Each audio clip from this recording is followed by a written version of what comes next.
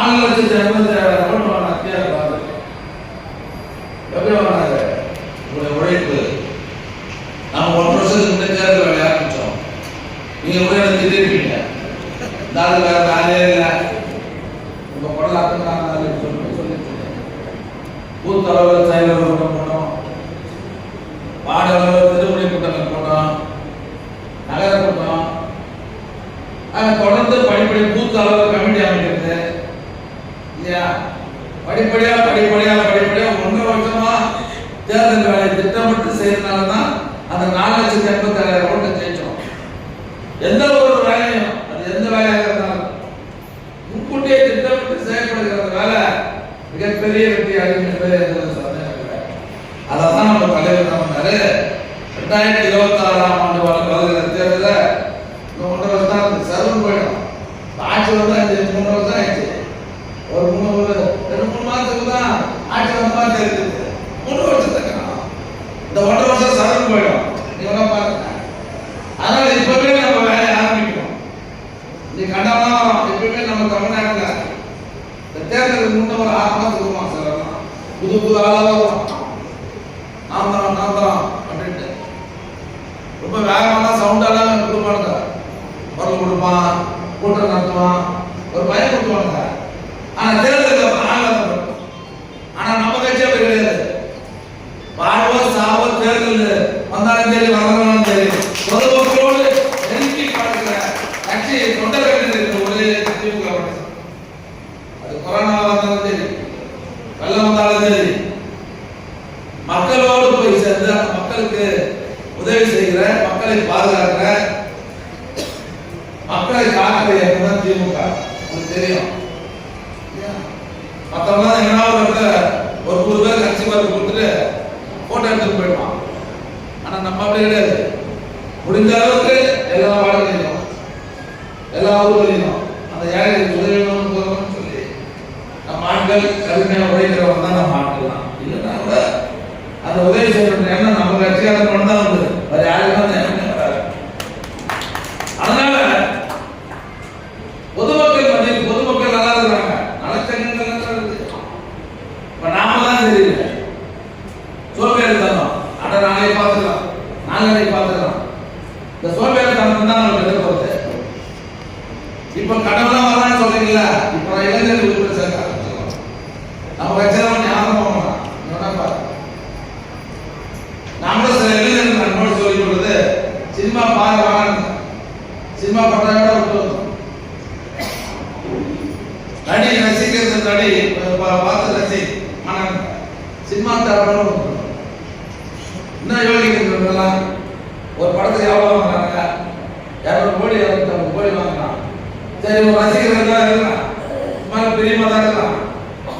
முதல்ல படம் ரிலீஸ் ஆகுதுல என்ன பண்ணலாம்? ஃப்ரீயாக கொடுக்கலாம். ஒரு டிக்கெட் 2000 உண்டா இல்லையா? ஒரு டிக்கெட் அவன் ரசிகருக்கு 2000 கிடைக்கிறான். இவெல்லாம் நாட்டை பாதுகாக்க முடியுமா? ஒரே ஒரு போன வருஷம் மட்டும்தான் இந்த 1வது 2வது அதிகமாக மார்க் பண்ணவங்களுக்கு ஒரு மடத்தில் இருந்து பரிசு கொடுத்தோம். நாங்கள் தொடர்ந்து கொடுத்தோம். சேர்க்கிற அறக்கட்டளைன்னு சொல்லி நம்ம புத்தகத்துல 5 வருஷமா தொடர்ந்து அந்த ஊர்ல 1000 மார்க், அதாவது 500 மார்க் மேல வாங்கினாங்க, 400 மார்க் மேல வாங்கினாங்க. தொடர்ந்து நாம நிதி கொடுத்துருக்கோம். எல்லா ஊரையும் நம்ம கொடுத்துருக்காங்க. சும்மா ஒரே ஒரு பேருக்கு அவரு கட்சி ஆதரவு தெரிஞ்சு போச்சு. அதனால ஒரு மாசம் 1 வருஷத்துக்கு கொடுத்துருக்காரு. இல்லை ஜனங்களுக்கு தெரியும். அதனால ஜனங்களுக்கு முன்பே எல்லாம் வருவான், அப்புறம் ஆளுநர் வருவான். நான் சொல்ற வேலை மட்டும் செய்யுங்க. 2006ல் யார் ஜெயிக்கிறாலும் இல்லையா, நாம தான் ஜெயிக்கணும். நம்ம கட்சியெல்லாம் வந்து போக மாட்டாங்க. இப்போ நான் உங்களுக்கு சொல்றேன்னா, நம்மள வரலையும் நம்ம கட்சி குடும்பம் வரலையும் நம்ம குடும்பங்கள்ல ஒரே கட்சி, ஒரே தலைவர், ஒரே கொடி, வாழ்வோ சாவோ திமுக இல்லையா? இதை விட்டு நம்ம போயிடுமா? நம்ம குடும்பமா வரோம். மனோகரன் பசங்க திமுக, சிகாமணி சிகாமணி பசங்க திமுக, சீனிவாசன் பசங்க திமுக இல்லையா? நம்ம குடும்பங்களை யாரும் போகிறது இல்லை. இது சேர்க்க போறோம். புது வரவு ஒரு 30% சேர்க்கணும். அது முக்கியம். கட்சியை சாராதவன மாற்று கட்சிக்காரங்க ஒரு 30% பேர் கட்சி முன்னேற்ற ஒரு 100 பேர் சேர்ந்து ஒரு 30 பேர் புது ஆளா கட்சி சம்மந்தம் இல்லாத ஆளா நீங்க இறங்கி வாழ பாருங்க. நம்மளை தவிர யாரும் வார்டு செயலாளர் நகர செயலாளர் வார்டு நிர்வாகிகள் வச்சிருக்கீங்க, பூத் தலைவர்கள் வச்சிருக்கீங்க. நாம நீங்க ஒரு ஆள் கொடுக்குறீங்க, வெளியே நாம ஒரு வார்டு கொடுத்து அந்த வார்டு இருக்கும். அது மாதிரி எல்லா வார்டிலும் போய் இந்த முளப்பு இங்க ஒரு 5 வார்டு இறங்குறீங்களா, 5 வார்டு முழுவதும் வீடு வீடா போய் ஆய்வு பண்ணி உறுப்பினர் சேர்த்துதான் அடுத்த 5 வார்டு. நான் சொல்றது புரியுதுங்களா? 2 மாசம் எடுத்துக்கும், 1.5 மாசம் எடுத்துக்கும் டைம். வீடு வீடா போய் நம்மளை தவிர அமைமே இருக்கக்கூடாது. இன்னைக்கு பெண்கள் மத்தியில் மிகப்பெரிய வரவேற்பு. ஆனால் சொன்ன மாதிரி நான் உறுப்பினர் சேர்ப்போம் ஐயப்பன் இல்லை, சண்டை பண்ணுறாங்க. ஏன் நாங்களாம் திரும்பி உறுப்பினர் சேர்த்துருக்கீங்களா? நாங்கள் சேர்த்தாலும் அவங்க ஆவலா? நீங்க தான் எப்போ ஆம்பளை மட்டும் சேர்ப்பீங்களா, இளைஞர்கள் மட்டும் சேர்ப்பீங்களான்ட்டு அவங்க ஒரு சண்டை வராங்க. அதனால உறுப்பினர் அவங்களுக்கு தெரிஞ்சு போகும்போது பெண்களையும் சேரணும். இப்ப சில வார்டுகள் என்ன நினைச்சுக்கிறீங்கன்னா எந்த உறுப்பினர் சேர்த்துருக்கோம், புது உறுப்பினர் மட்டும் சேரணும்னு நினைச்சுக்கிறாங்க சில பேர். இல்ல, ஏற்கனவே உறுப்பினராக இருந்தாலும் சேரணும், இப்ப புது உறுப்பினர் சேரணும். 15 வயசுன்னு சொன்னா ஆதாரம் போட்டு அந்த கார்டு போடு. 18 வயசு மேல இருந்தா ஓட்டர் ஐடி நம்பர் போட்டு அந்த நம்பர் போடு.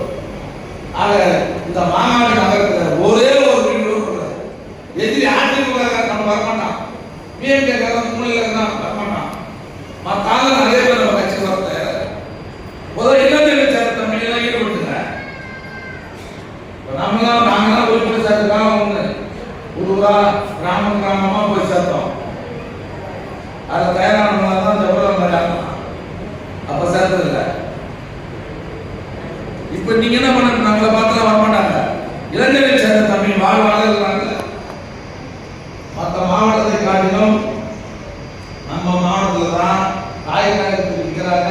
இளைஞரணி மாணவரணி மகளிர் மாவட்டம் நம்ம மாவட்டம் தான். அவனை பயன்படுத்ததே இல்லை, அவன் பயன்படுத்ததே இல்லை. தேர்தலுக்கு முன்னாடி பெண்கள் தான் பயன்படுத்திக்கணும், இளைஞர்கள் தான் பயன்படுத்தணும். சிலர்லாம் வந்தாங்க. அதனால அவங்களாம் பயன்படுத்தி விளையாட்டுல ஒரு ஞாயிற்றுக்கிழமை பார்த்து ஒரு கிரௌண்ட் 100 பேர் இல்லையா? அதான் தமிழில் ஒரு மீன் பிடிக்கிற மாதிரி இந்த இளைஞர்கள் நினைச்சு அவங்களுக்கு நண்பர்கள் இருப்பாங்க. அவன் எந்த கட்சியும் சாராக இருப்பான், இல்லை மாட்டு கட்சியில் இருப்பான். நான் இந்த வார்டு செயலராக இருக்கிறேன், துணை செயலராக இருக்கிறேன், வாங்க என் கட்சியில் சேர நீங்களாம் கூப்பிட்டாங்க வந்துடுவான்.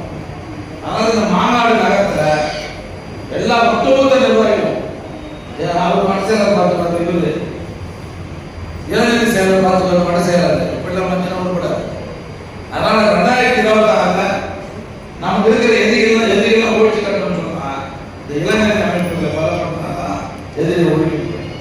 அதனால இந்த மாதிரிலாம் இல்லை கட்சி. ஒரு 25-30 வருஷத்துக்கு முன்ன ஒரு போட பட்டா மாற மாட்டாங்க, கட்டுக்கோப்பாக கட்சி. இப்ப பாத்தீங்கன்னா ஏன் நம்ம இளைஞர் சேர்க்கிற போது 80-85 ஒரு பகுதியில் ஒரு 3 பேர் சேர்க்கணும்னு சொன்னா அது ஒரு 10 பேர் தான் படிச்சிருப்பான். அதோட என்ன படிச்சிருப்பான்? அதனால எஸ்எஸ்எல்சி, அப்ப எஸ்எஸ்எல்சி இருக்குது, இல்லை 10th இல்லை 8வது, ஒருத்தர் 2 பேர் தான் பிஏ இருப்பான். அதனால இப்ப போய் போய் அதை 5வது கூட படிக்கிறத இருப்பான். 95 பேர் எல்லாமே டிகிரி வாங்கிருக்கான். அப்ப அந்த அளவு முன்னேற்றம் வருது இல்ல? அப்போ நம்மளோட உற்சாகம் இருக்கும் கட்சியில இளைஞர்கள், நம்மளோட வேகமா பார்க்கலாம் இருப்பான். நீ நிஜமாதான் கட்சி நடத்த முடியாது. நான் மட்டும் கட்சிக்காரத்தை அந்த மாதிரி தான் நான் கட்சி நடத்திக்கிறேன். நான் உத்தரவு போட்டு இப்படி செய்யணும் அப்படி செய்யணும்னா வராது. கட்சிக்காரன் என்ன நினைக்கிறோமோ அது மாதிரி தான் கட்சி நடத்த முடியும். அப்ப நடத்த முடியும். அவன் மரியாதை எதிர்பார்க்கலாம்.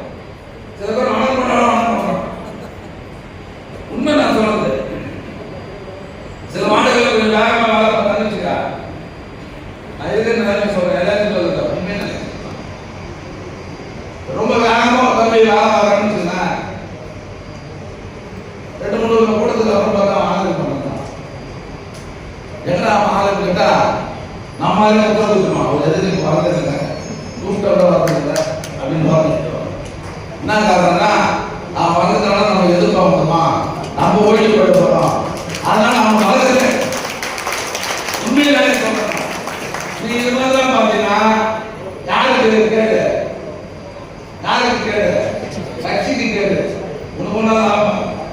அதனால தயவுசெய்து சொல்றேன், இளைஞர் தம்பிலாம் வளங்க, அவனை வேலைப்படுத்துங்க, உற்சாகப்படுத்துங்க. அவனெல்லாம் நீ வேலைப்படுத்தி விட்டாதான் நீ சொல்ற வேலை அவனே செய்யணும். இன்னைக்கு நம்ம கட்சிக்கு இருக்கிற பெருமை நான் தெரியுமா, இந்தியாவிலேயே 75 வயசான ஒரே கட்சி திமுக மட்டும்தான். காங்கிரஸ் பிஜேபி விட்டு தேசிய கட்சி 100 வருஷம் ஆயிடுச்சு. 75 வருஷம் ஒரு கட்சிக்கு ஆயுள்னு சொன்னா, வயசுன்னு சொன்னா, அது திமுக தவிர இந்தியாவில் எந்த கட்சி